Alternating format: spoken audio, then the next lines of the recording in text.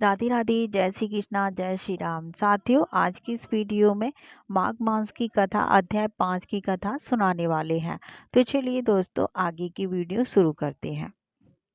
दत्तात्रेय जी कहते हैं कि हे राजन, एक प्राचीन इतिहास कहता हूँ। भृगुवंश में रिस्का नाम की एक ब्राह्मणी थी, जो बाल्यकाल में ही विधवा हो गई थी और रीवा नदी के किनारे विंध्याचल पर्वत के नीचे तपस्या करने लगी। वो जितेंद्रिय, सत्यवक्ता, सुशील, दानशीलता तथा तप करके देह को सुखाने लगी थी। वह अग्नि में आहुति देकर उच्च व्रति द्वारा छठे काल में भोजन करने लगी। वह वल्कल धारण करती थी और संतोष से अपना जीवन व्यतीत करती थी।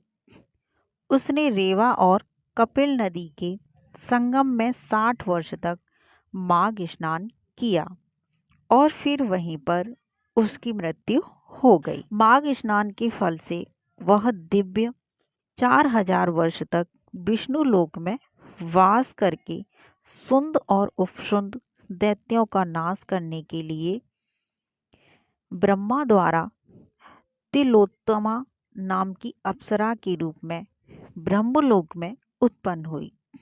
वह अत्यंत रूपवती, गान विद्या में अति प्रवीण तथा मुकुट कुंडल से शोभायमान थी। उसका रूप, यौवन और सौंदर्य देखकर ब्रह्मा भी चकित हो गए। वह तिलोत्तमा रेवा नदी के पवित्र जल में स्नान करके वन में बैठी थी।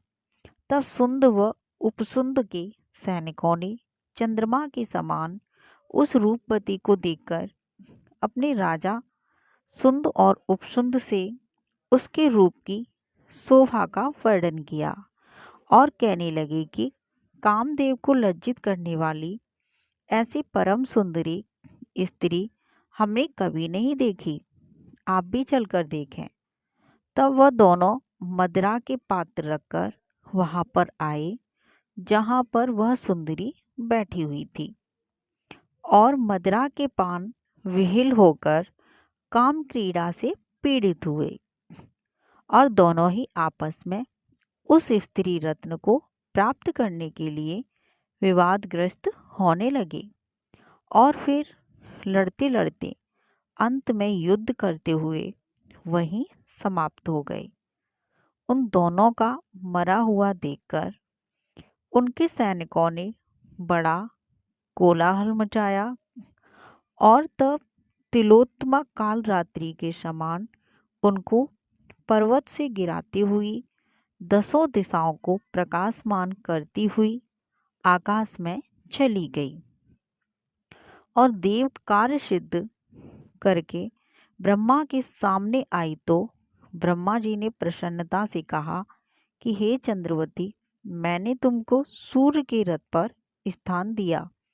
जब तक आकाश में सूर्य स्थित है, नाना प्रकार की भोगों को भोगो।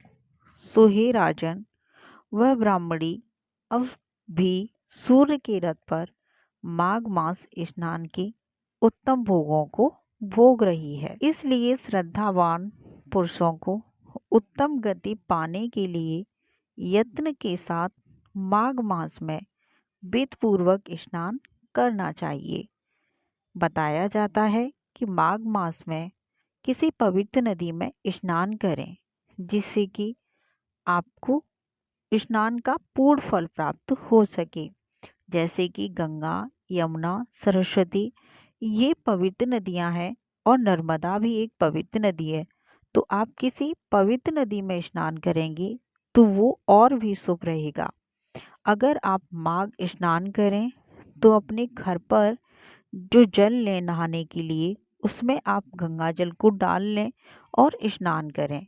जैसे कि ये तिलोत्तमा का उद्धार हुआ था और उसने अपने कल्याण कराने के लिए अपने कार्य में लगी रही, यानी कि माघ स्नान उसने छोड़ा नहीं।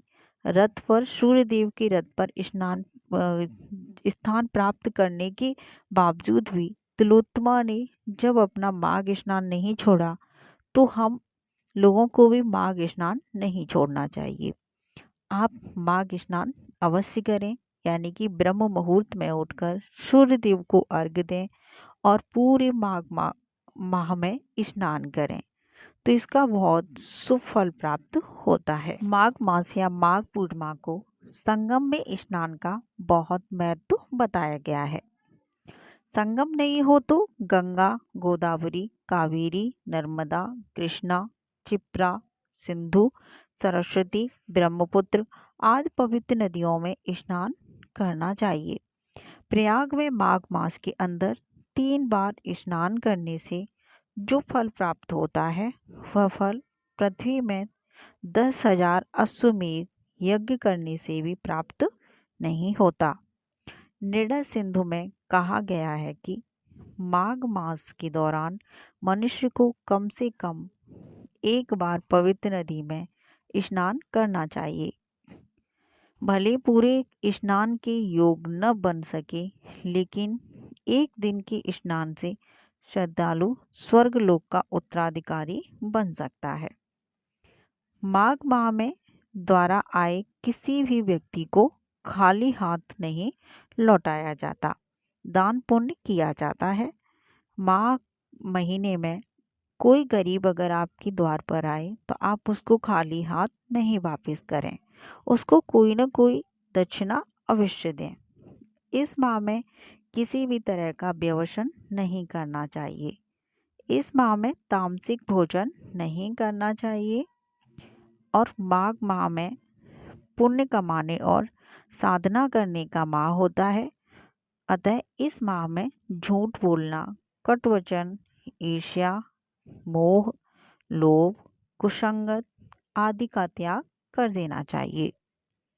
इस माह में अच्छे से स्नान करना चाहिए और खुद को शुद्ध एवं पवित्र बनाए रखना चाहिए। इस माह में सुबह जल्दी उठकर स्नान करना बहुत लाभकारी बताया गया है। माघ माह में तिल गुड़ का सेवन करना लाभकारी होता है। इस माह में यदि एक समय भोजन किया जाए तो आरोग्य तथा एकाग्रता की प्राप्ति होती है। इस माह श्री हरि के साथ ही श्री कृष्ण की पूजा करनी चाहिए। ऐसा करने से सभी मनोकामनाएं पूर्ण होती हैं। इस माह में कल्पवास के नियमों का पालन करना चाहिए। कल्पवासी के मुख्य कार्य हैं तप, होम, तीसरा है दान। तीनों से ही आत्मविकास होता है, तो हमें इन बातों का भी अवश्य ध्यान रखना चाहिए। माघ मास में कल्पवास करने का सबसे बड़ा पुण्य माना गया है।